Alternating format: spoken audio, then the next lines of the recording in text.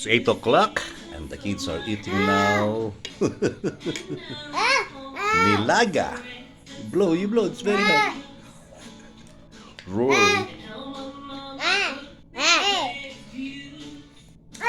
Play lang. Tahalia loves cabbage. This girl doesn't like cabbage, she just wants meat. You like to try? Okay. What's your taste, anak? Papa, Okay. pause the video. It's 8:10 in the morning, August 18, and the kids are here at home. They're having their breakfast.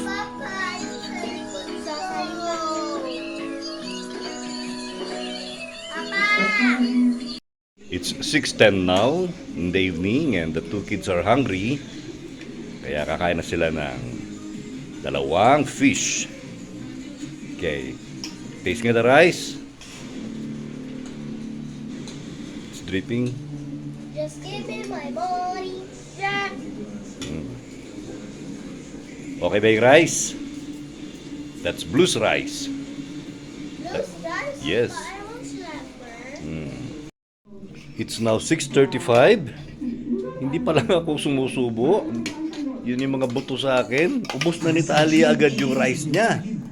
And Isley also. Grabe. Katatapos ng malakas na ulan now.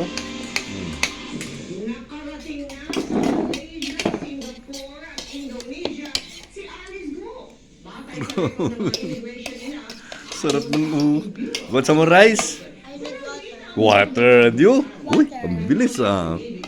Oh, ako naman, yung mga buto-buto nila ang kakainin ko.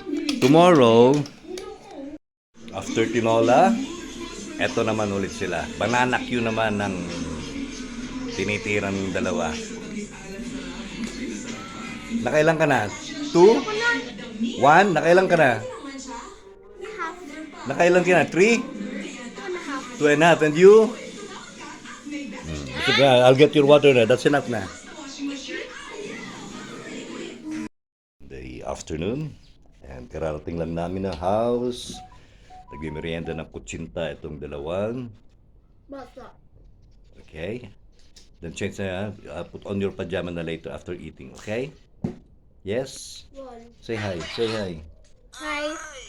Ay! Hi.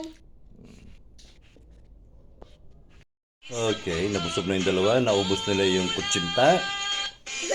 Now they're eating.